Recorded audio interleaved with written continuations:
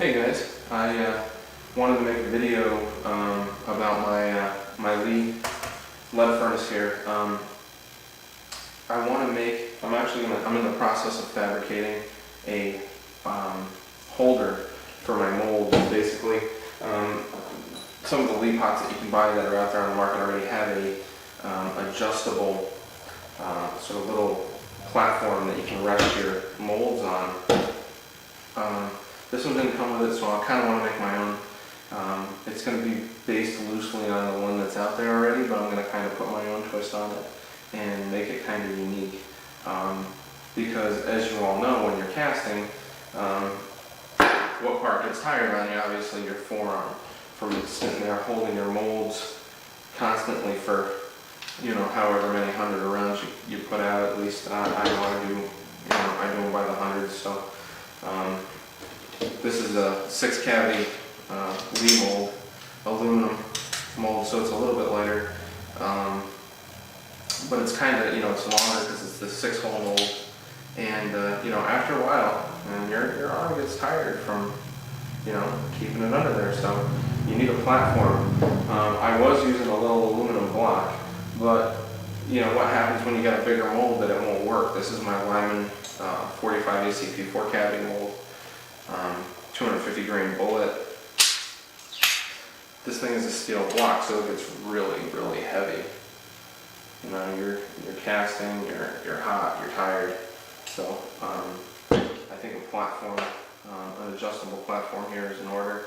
I'm going to be in the process of fabricating it, so it's going to take me a lot longer than 10 minutes. So what I'm going to do is I'm going to stop the camera in between and see if we can get this thing done. Okay guys, so what I've done, I went ahead and cut my, what I did was I went and got a 3/8 piece of all thread. Okay, and this is what it looks like here. Okay, this is just all thread, 3/8. Okay, came off of a lot longer piece. I initially cut this one piece, then I cut it in half. And these are going to be the 2 studs that my platform are going to ride on. Basically, it's going to be a 2-system deal where I'm going to drill holes in the bottom of the base of my furnace. The first one is going to be the carrier for the sled. Okay, and what I'm going to do with the first one is I'm going to drill my hole here. I'm going to go ahead and thread a nut on here with a washer. Okay, once I get that done, I'm going to put a TIG weld in here, tungsten inert gas weld. Okay, and then I'm going to slide this, well, before I put it in the hole that I drilled, I'm going to drill in there. I'm going to take another washer,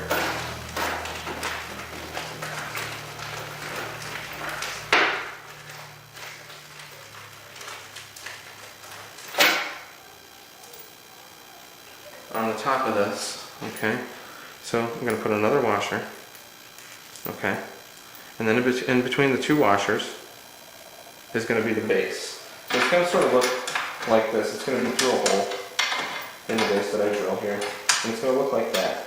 Once I get that sort of figured out, my spacing there, I'm going to go ahead and take a snap ring. This is what they look like. I'm sure everybody's seen one of these before. My snap ring pliers.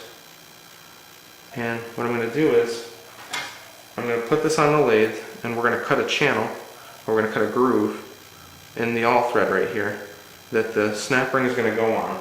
So basically, when we put this in here, once we get a hole drilled, we're going to have that in there. Snap ring is going to go on over top of the washer, and that's going to hold it, and that's basically going to be its own bearing. And then this is going to be able to spin freely through our hole. That'll be the first part. The second part is our other piece of all thread. And we're going to basically do the same thing. We're going to put a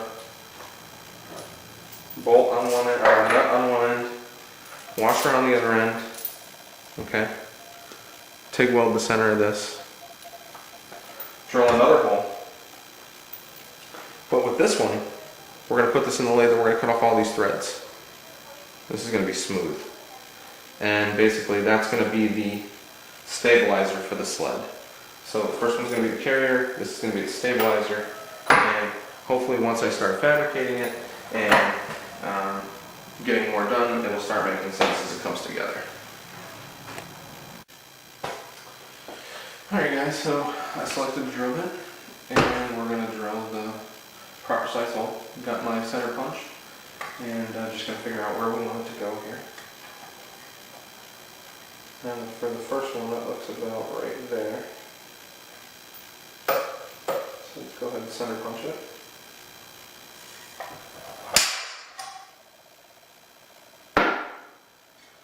And then I'm going to drill that hole, do the other one, and then we'll come back.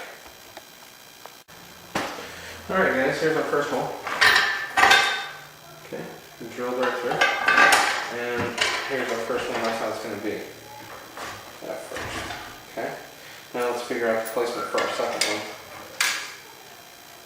I'm just going to kind of get an idea of where my molds. That looks pretty good right about there.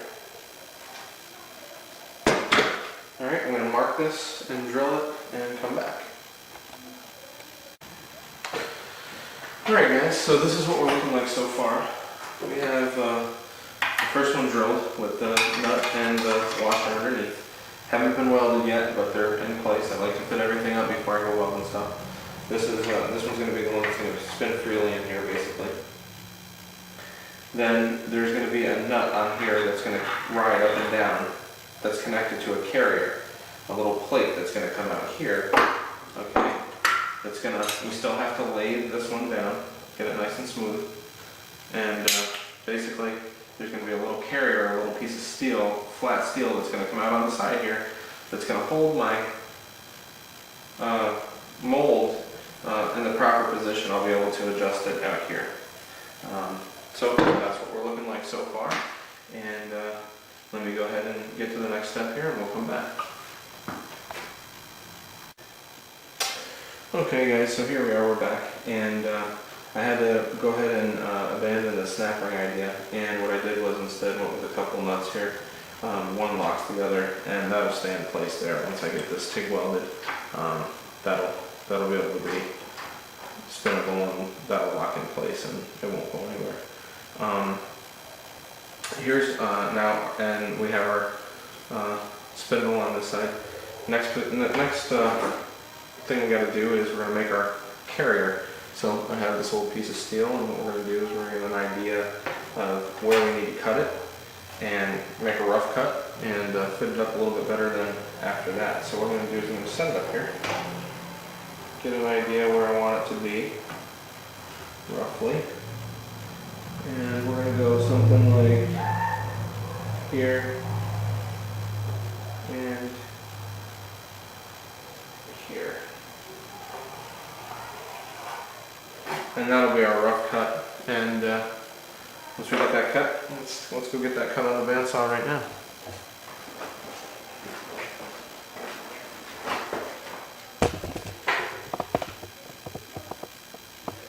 All right.